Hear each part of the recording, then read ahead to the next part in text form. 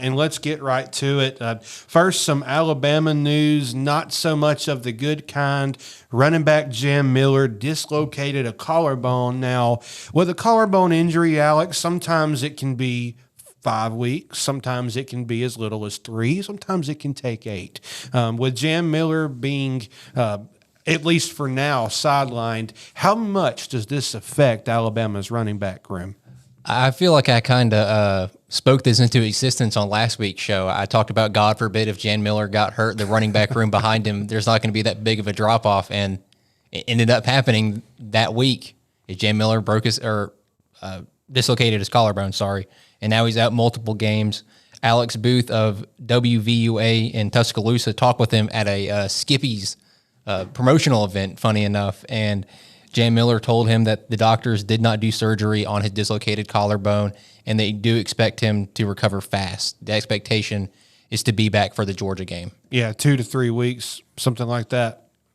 Is it when is Georgia for you guys? That's the 27th. 27th, yeah. So that's September. That's not even several weeks into the season hardly. So yeah, good to see for Jam Miller. Obviously the most experienced running back, but as Alex said, a load of talent waiting behind him. And how about another former Auburn Tiger in Cam Newton will be honored at this year's Georgia game in Jordan-Hare. Obviously, Cam Newton's stats, I mean, they pretty much speak for themselves. 185 for 280 pass completions. He went 66%, 30 touchdown passes, along with 264 carries for nearly 1,500 yards, 20 touchdowns. He's the leading passer and rusher in a single season all time at Auburn. He did all of that in one season, drug a bunch of future insurance salesmen and fast food managers to the Natty, and the rest is history against Oregon.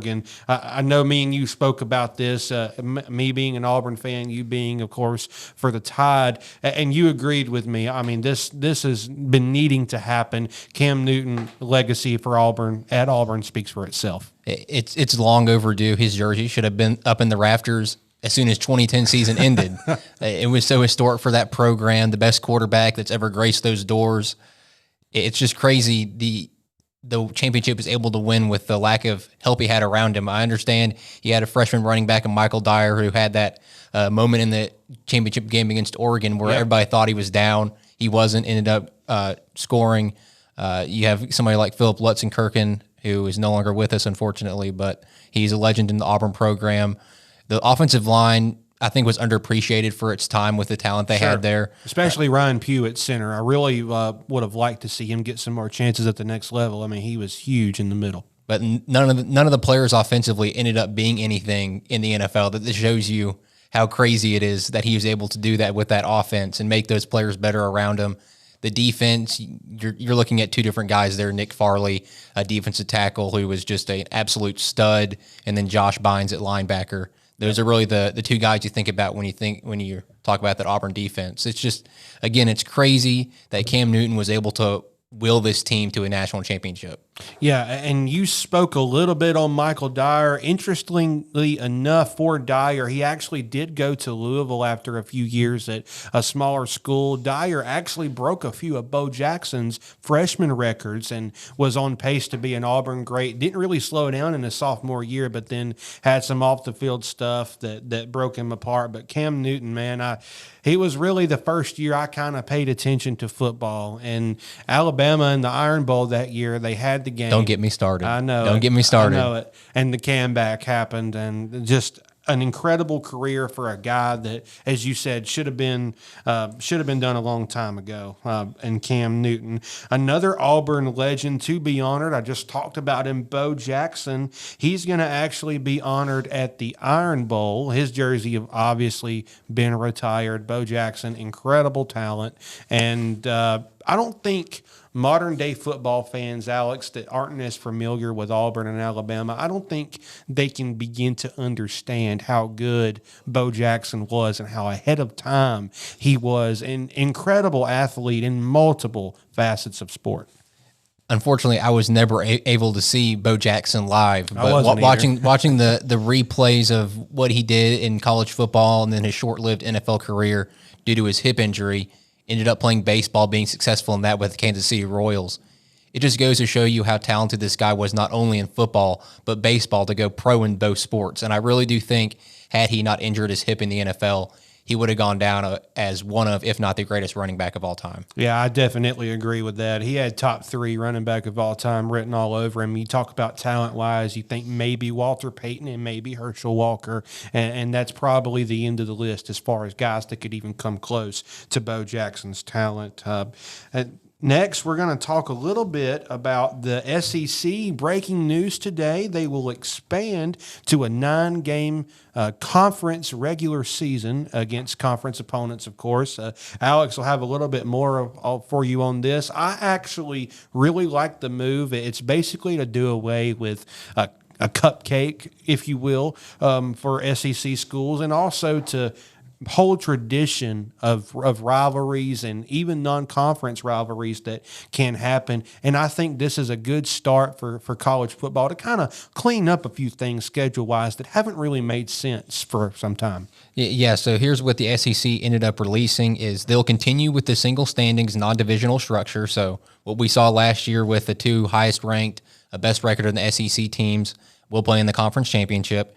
Each school will play 3 annual opponents focused on maintaining many traditional rivalries. It'll be interesting what the SEC chooses being those traditional rivalries. Of course, they'll keep the Iron Bowl. They'll probably keep the oldest rivalry in the South with the Georgia and Auburn. I would highly expect Tennessee and Alabama to continue their rivalry. Maybe LSU and Alabama. That's kind of a expectation there with how that's been going ever since Saban took over. But those are what I look at for Alabama, and of course, teams around the SEC have their own rivalries that they hope they can maintain. Each team's remaining 6 games will rotate among the remaining conference schools. Each team will face every other SEC program at least once every 2 years, and every opponent home and away every 4 years. Yeah, and that's that to me is a step in the right direction for some better brand for college football, if you will. A lot of those games against cupcake teams, Auburn and Alabama, everybody has a few, you look at it, oh, that's a win. It's usually a homecoming game. and yeah, while those are good, especially for the other schools to, get compensated, it's not the best brand of football for schools that have just this trajectory of tradition. Another big talking point, and I know Alex and I both have a lot to say on this next one. Michigan head coach Sharon Moore is suspended. I think it's absolutely a slap on the wrist when you consider an infraction, and I'm not saying Reggie Bush was the most clean-cut guy, but what I will say is that Reggie Bush was an exceptional athlete, should never have had his Heisman stripped from him for something that his parents did, thought that was silly. To go from that to just basically slapping a program that stole signs on the wrist, Alex, man, what is the NCAA doing? Yeah, so just to kind of give everybody context on what's going on here, it's the Michigan sign stealing scandal happened from 2021 to 2023 with Connor Stallions running the what they called the KGB network. He bought $35K in tickets, filmed opponent signals, they called it dirty film, and destroyed evidence by even dumping his phone in a pond to do so. It's a different level of wanting to cheat. Did you feel that poorly about your chances that you had to steal footage and throw your phone in the pond? I mean, come on, man. It covered 52 games against 13 future opponents. The financial ramifications of this for the penalty-wise are $20 million plus in fines. They forfeit, Michigan does, the Big Ten postseason revenue for 2 years. That's what they did in place of a postseason ban, and 10% of the football budget and scholarships. Recruiting-wise, 25% fewer official visits from 2025 to 2026, and a 14-week recruiting ban. Alex, of all of those punishments that you just named off, I think probably the most damaging for Michigan is probably the 25% of recruiting funding, I would think. Michigan obviously being in a type situation as Auburn and Alabama are in with each other with Ohio State. Ohio State just usually been ahead of the game, especially in recruiting, particularly on defense and at wide receiver. Michigan not able to land as much of those big-name guys, and 25% of your recruiting funding in a stage where players are just gimme, that doesn't really help a whole lot. Not at all. I'm just stuck on the fact there was. I mean, I kind of understand the no postseason ban, but I don't understand not forfeiting the wins, because obviously scouting teams ahead of time, stealing signals, whether you think it should be legal or not, it's against guidelines, and you did it to win games. You can't tell me that didn't help Michigan win at least one or two of those games they scouted for, or Connor Stallions did. And the fact that Michigan didn't have to forfeit wins is mind-boggling to me. Just to give an example that hits close to home is Alabama vacated 21 wins from 2005 to 2007 because student athletes improperly obtained free textbooks from other students. Yeah, and the Sean Alexander situation didn't help either, where he came and said that he took a pay cut when the Seahawks drafted him from what he was making at Alabama. That didn't help matters a whole lot. But to your point, the inconsistencies ring true. And I'm just going to be honest. I read a post of a Michigan fan page on it, and I don't care about Michigan football in terms of being a fan. I don't really like Ohio State. So I go for Michigan against Ohio State, but I saw Michigan fans comparing this to the Deflate Gate in the Super Bowl with the Tom, and I'm just sitting here like, you realize if they deflate the footballs, there's no way to do it for one side, which means the Patriots would have played with deflated balls too, and they still made a comeback. So how is that anything like this? We didn't do that for That's Tougher Enough, but if we did, I think that would have garnered a That's Enough. Yeah, that definitely would have been That's Enough. And the reason, just to give some context for the reason that the NCAA didn't levy a postseason ban, is the panel determined that a postseason ban would unfairly penalize student athletes for the actions of coaches and staff who are no longer associated with the Michigan football program. I don't understand that. Again, there's another example you can tie this to. Akron isn't eligible for postseason play this season because of the multi-year academic progress rate score, where Akron scored a 914, which is below the 930 minimum required. And this is a 4-year average from the 4 years before this season. So you're punishing the incoming freshmen for things that seniors that are no longer there ended up doing. And honestly, majority of those players that you're getting those progress reports for are transferred by now. Absolutely. Yeah, I think it just absolutely makes no sense. And Ohio State fans were basically saying, "Oh, well, this is the Alabama situation of the Big Ten," and I'm just like, no, it's not, because as you noted earlier, Alabama was way more heavily penalized than what Michigan did. And granted, if you break a violation, you should be penalized. But when you start to dissect the inconsistencies, it's not very hard to look past some. That's really all anybody's asking for in these situations, is just consistency with the punishment. If you're going to postseason ban Michigan and postseason ban the next team. If you're not going to postseason ban Michigan, if something like this comes around again, I shouldn't expect to see a postseason ban for that team. Yeah, no, absolutely, no doubt about it. The next thing we're going to talk about is the NCAA Top 25 preseason poll. It is here. There are a lot of teams, Alex, that I would consider surprises, but there's also some teams that I think are getting the credit they deserve, and I want to know your thoughts on it here in just a second whenever my phone decides to cooperate. But Alex, one thing that I know off the top is we talked about a few weeks ago, Texas locking up that number 1 spot. Oddly enough, when I read the stat that was their first ever preseason top 25 ranking, it kind of made me stop and think a minute, because Texas, maybe not as many championships as your Tide, but still an outstanding football school that has put many players in the NFL. Really hard to believe this is the first time they've ever had that spot. It is wild, but I also think about the teams that were playing the time that they had success. USC being the biggest one always kind of usurped them in that kind of ranking. Yeah, absolutely. To round you out the rest of the top 10, Penn State, the Nittany Lions coming in at second.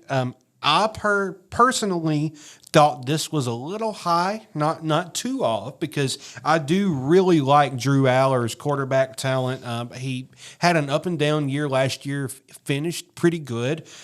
The biggest thing, though, is they get two outstanding running backs back, and Nick Singleton and Katron Allen. That's got to be top college football running back duo in terms of what they can do, I would think. So is that Penn State number 2 ranking fair to you? I think it is. I'm a huge fan of what Penn State brought back. You talked about Drew Aller and Katron Allen and Nicholas Singleton. They also brought in Syracuse wide receiver Trevor Pena. He's going to be a stud for them, give them a weapon that they really didn't have at receiver last year. The defense is always going to be good under James Franklin. The biggest thing or biggest change defensively for them was Tom Allen, their DC from last year, who had the defense ranked top 5, is now at Clemson, and Penn State ended up bringing in the Ohio State defensive coordinator Jim Knowles. Yeah, so but two actually pretty good hires, both from Clemson. I really respect Allen and his defense, but talk about the big move to get Ohio State's DC. Ohio State, obviously, people consider them cornerback U. They've put a lot of especially secondary and safety players in the league. Coming in at number 3 is the Ohio State Buckeyes. The passing game.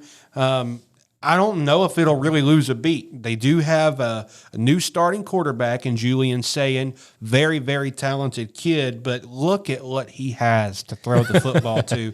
You talk about Jeremiah Smith and Carnell Tate. Jeremiah Smith was right there with Ryan Williams last year. He's a year older, but in terms of freshman sensations, you always heard Ryan Williams and you always heard Jeremiah Smith too. An absolute walking touchdown, as they say. It's going to be hard to look at Julian Sayin and look at the weapons around him, not only in that receiving room, but also the running back room, bringing in West Virginia running back C.J. Donaldson Jr., and not think he's going to be successful. It's almost like Arch Manning at Texas, where he might not have to be the best quarterback in the entire world because the weapons around him are going to lift him up and help him get to that point. Yeah, no doubt about it. And the offense might have to score a lot. You know, there are some questions for Ohio State's DL, but, you know, they usually have somebody step up and emerge as a leader. Number 4 is Clemson. And I don't think people talk about the job Dabo Swinney did enough for last year. You talk about losing several games of your first 4 or 5 on the scale. What were they, 3-2 to start the year? It was rough. Just the offense just spitted and sputtered. They didn't really have an identity. You're thinking, is this the end of Clemson? I mean, Clemson was for the ACC what Alabama was for the SEC in terms of what Dabo was able to do with consistent wins. But there was some doubt last year. But Clemson to end the year, I think they won 8 of their last 9, and it just reminded people what Dabo Swinney is capable of as a coach. They get back Cade Klubnik. He is pretty inconsistent in terms of his passing, but he's always going to have enough elusiveness to keep people honest. And I think that with veteran Antonio Williams to throw the football to, TJ Moore is poised to improve upon a 651 yardage true freshman season. Clemson does have enough weapons. Is number 4 fair for the Tigers? I would have had them ranked above Ohio State. I know Ohio State's the defending national champions, but you kind of talked about it a little bit, KJ, is Ohio State lost so much on the defensive side of the football, and you also lose Emeka Egbuka at the receiver position, that I just don't think Ohio State is better right now than Clemson is. If you look at Clemson, what they returned, Cade Klubnik, people have him ranked as a top 3 quarterback going into the season. Antonio Williams at receiver. You also have Bryant Wesco Jr., who is an absolute stud. I expect him to have a breakout year for the Tigers. The defense, Peter Woods at the defensive tackle position, ranked as the best defensive tackle in college football going into the season. Avion Terrell at the cornerback position. He has legacy with his older brother, A.J. Terrell, playing for the Atlanta Falcons.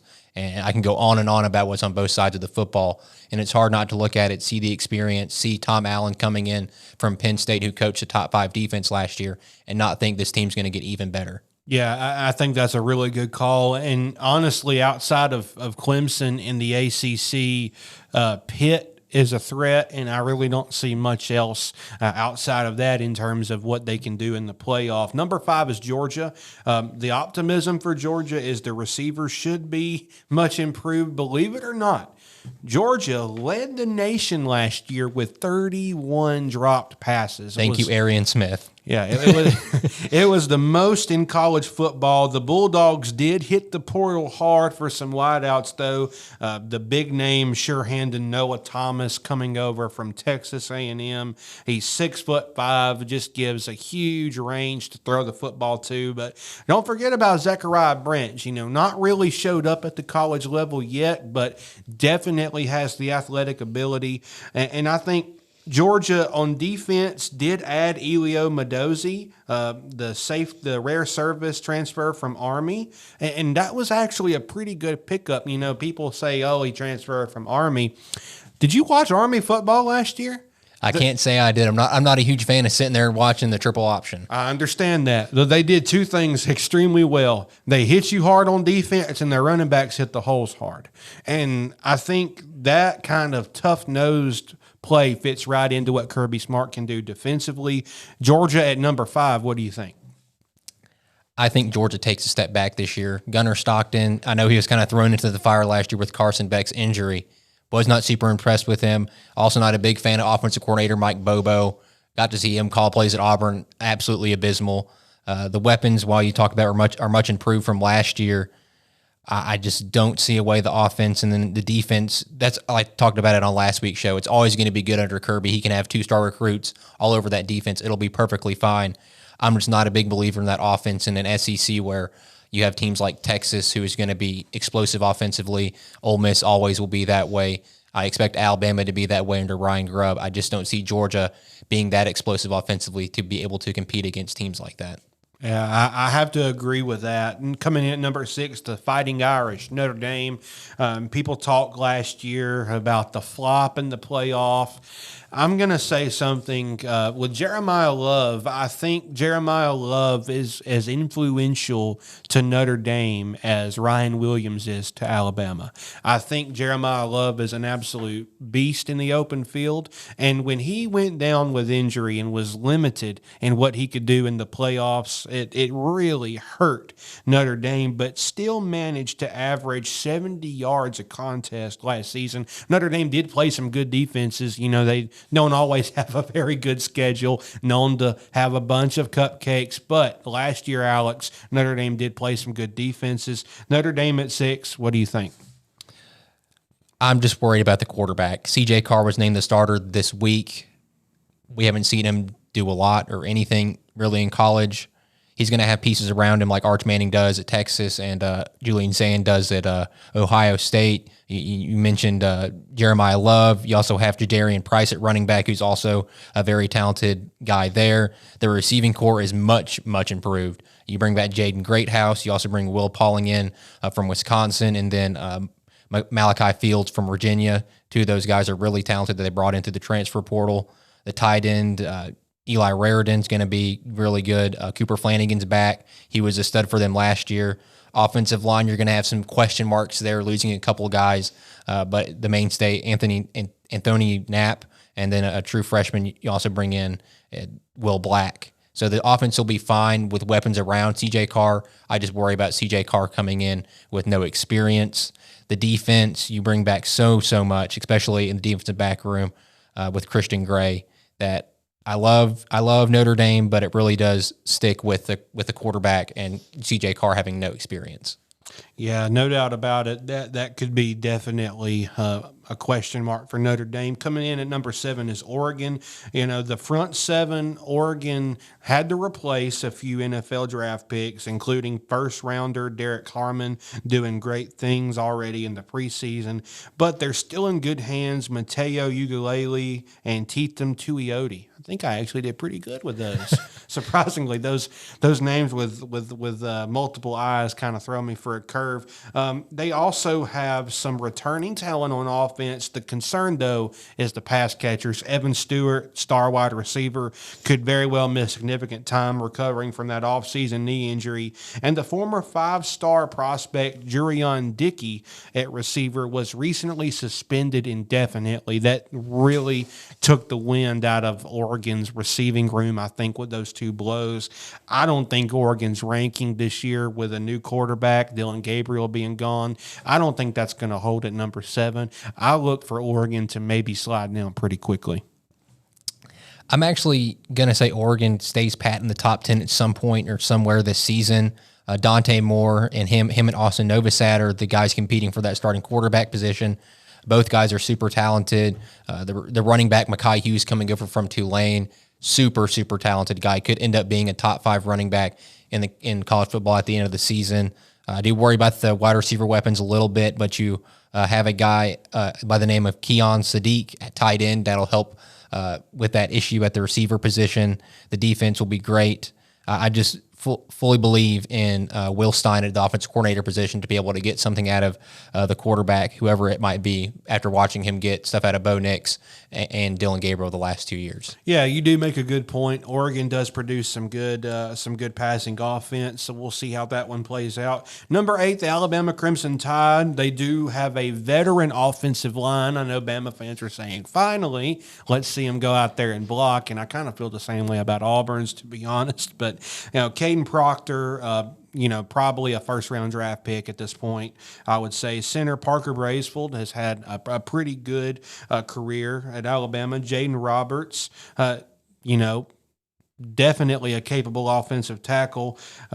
The only concern I would say for Alabama, I wouldn't really not a concern, but just you don't know yet, is the quarterback play in Ty Simpson, just simply because he's not had any significant time other than the South Florida game, be it a long time ago, was a really, really hard thing for Alabama fans to watch. This year, Kalen DeBoer has really surrounded him, I think, with a lot of great weapons. They revamped their receiver room to go along with Ryan Williams. Their backfield, even though Jam is hurt, is kind of deep. Defensively, they're not going to miss a beat. I can see several first or second round picks off of that defense. I think 8 is pretty much fair for Alabama right now. I feel like I'm beating a dead horse at this point, kind of repeating myself over and over again, but Alabama offensively have so many weapons around a new quarterback. I'm not worried about that offense as much. Defensively, different than teams like Ohio State and Notre Dame and Oregon, you bring back so much experience. Almost the entire defense is back. You bring in some talented transfers, some talented freshmen, that I think Alabama is too low. I do believe they're better than Oregon, and I do believe they'll end up being better than Ohio State. The Ohio State's favoritism at 3 is just because of the national championship win last year, in my opinion. Yeah, absolutely. No doubt. I think Alabama is at a good spot at the start of this season. We'll see how the quarterback play shapes up. Number 9 is LSU, another SEC team coming in at the top 10. The optimism and probably concern at the same time has to be Garrett Nussmeier. Kind of a 1-2 punch. Nussmeier did lead the nation in passing yardage. He was 5th in passing yardage with 4,052 yards. Not a bad season at all. But the flip side was the turnovers. One of the top turnover infested, I guess you'd say, quarterbacks in the country. But he is battle-tested, played in a lot of close games last year, has some pieces to work with. LSU, maybe not the best on the back end on their defense. They did lose several talents. I think LSU could – I have them as a dark horse team because we have to see how many turnovers Garrett Nussmeier has and how good he is after injury. Brian Kelly says he's good to go, but still, anytime you have a lower leg injury, it can be nagging, to say the least. We'll see how LSU goes, but is number 9 a good spot? I would say so. The expectation with all the transfer portal additions they have, bringing back Garrett Nussmeier, who some have even ranked as the best quarterback in college football in the preseason, there's expectation for them to be one of the top 5 teams in the country at the end of the year. But what it's been for the past couple of years with Jaden Daniels and Garrett Nussmeier is that offense has been pretty good. I know Nussmeier struggled with turnovers, but the defense has been absolutely terrible. You can go watch the Jalen Milroe game where he just ran all over them, and the inability to cover a read option for that defense was just mind-boggling, considering you knew that was going to be the game plan for Jalen Milroe, was to get him outside the pocket and scramble, and the fact you weren't prepared for that is crazy. I understand you bring back Harold Perkins at linebacker after he suffered some injuries last year. Whit Weeks, who was a stud last year at linebacker. You bring in talented freshman DJ Pickett, who's 6'5" at the corner position, an absolute nightmare to be out there. He is a little skinny at 195 pounds. I just worry about that defense and the inability to stop teams in the SEC, because I talked about it earlier. You're going to have Texas, you're going to have Ole Miss, you're going to have Alabama. The list goes on and on about teams in the SEC that are going to have very, very tout offenses. And if your defense can't stop them, even if your offense is as good as people expect it to be, you're not going to win a football game with your defense giving up 40 points. Yeah, I agree with that. No doubt about it. Number 10, rounding out the top 10, is the Miami Hurricanes. The offensive line looks to be in really good shape. They do have a top prospect on the edge on defense, and Reuben Bain, very explosive off the end, can definitely make plays in the open field. For me, I have to see what version of Carson Beck shows up for the Hurricanes. Now, obviously, Carson Beck had a very successful first year as Georgia starter. His sophomore year, close your eyes, Ducks fans, he led the SEC with 12 interceptions, more than Peyton Thorne. I didn't think that was possible, but here we are. The drops didn't help. We did allude to the drops earlier. Alex, when you have receivers that can't catch, it sets you back. But how good is he in comparison to what the offense was for what I think was one of the best characters of the draft, and obviously the best player in Cameron Ward, obviously with the Titans now. I love Cameron Ward so much, I might just get a jersey. I love his opinion on work ethic. It's just awesome to see. But Carson Beck replacing him, coming off a shaky season, first year in Miami, does have weapons around him. That's not to say he has no help, but what do you think that Carson Beck looks like for Miami? I would expect him to have his confidence back. I feel like at times last year his confidence was kind of taken away with all the social media stuff, with some of the reactions in the stadium and whatnot. Maybe he lost some favor with the coaching staff. I think going to Miami, getting that change of scenery is going to give him some renewed confidence, regardless of what the weapons look like around him, which, to be honest, are not as good as they were at Georgia, even though Georgia had some drop issues. I do feel like the weapons around him at running back and receiver were better than they are this year at Miami. The defense, you talked about it a little bit, KJ, is going to be outstanding with a guy like Reuben Bain off the edge. But Carson Beck has to turn over a new leaf if he's going to be any success at Miami and even get looked at for the NFL. Yeah, no doubt about it. One of the surprise teams in the playoff last year was Arizona State. You know, not a whole lot of well-known players other than Cam Scatterbo. Cam now with the Giants doing some good things, making their roster. How much does his departure hurt the Arizona State team, which I absolutely love their coach, and I absolutely love their philosophy. They're a hard-nosed team. They're just going to line up and run the football. You're not going to see a lot of fancy passes down the field. But with a guy like Cam Scatterbo now in the league, what do you think that offense looks like, and can the defense keep them in enough games to try to make another playoff push this year? Well, you lose Cam Scatterbo, but you bring in an Army transfer at running back Kanye Udo. And what does Army do 99% of the time? Run the football. So he is completely understanding of what that offense is going to be for him, is hand the ball off to you and get us some yardage.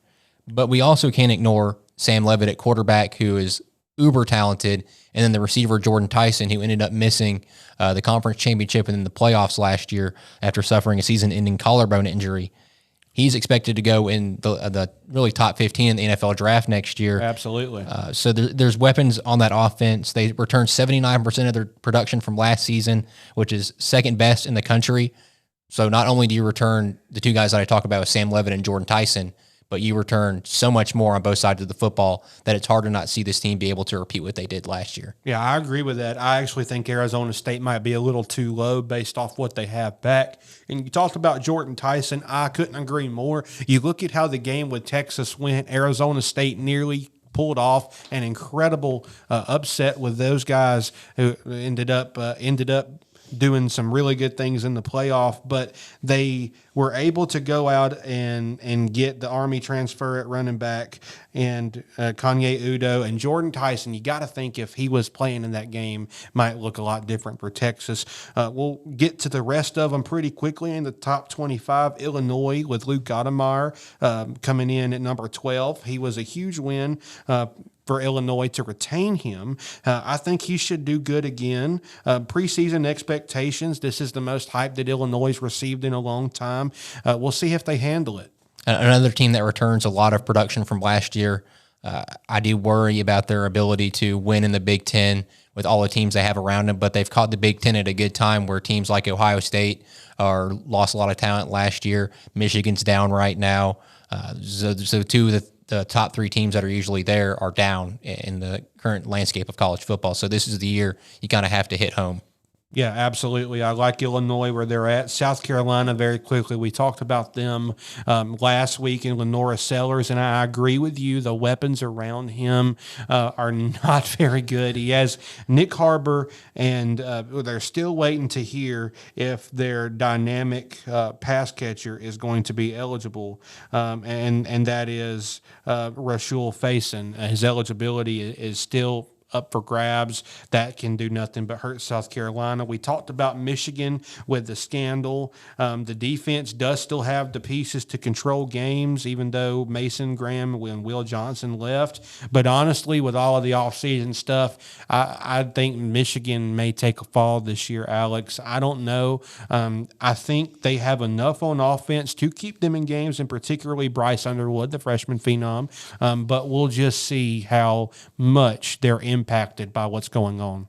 The scandal and all the punishment around it, it's either going to bring this team together or it's going to tear it apart. That's what's going to happen with the scandal and the fallout of it. Yeah, absolutely. And number 15 is my wife's team, the Florida Gators, coming in at number 15. Their highest preseason ranking in quite some time. I know Florida had a great year last year with DJ Lagway taking over for the injury-filled Graham Mertz. DJ Lagway can absolutely ball. They did get some pieces around him. I actually like this Florida team. It would not shock me to see them beat LSU and Georgia, as I think they should have beat Georgia last year, and we're on track to do so. Yeah. Florida is super talented. DJ Lagway has to stay healthy, and the defense has to be improved more than it was last year. Absolutely. To round out the top 25 quickly, we have SMU at 16. Do like that. Kansas State at 17. We'll talk a little more about them later as we get ready for their game against Iowa State. Number 18, the Oklahoma Sooners. They do have a few really good pieces coming in. John Mateer, some other great things to throw the football to, but the offensive line is a question mark for Oklahoma, and the schedule is an absolute nightmare.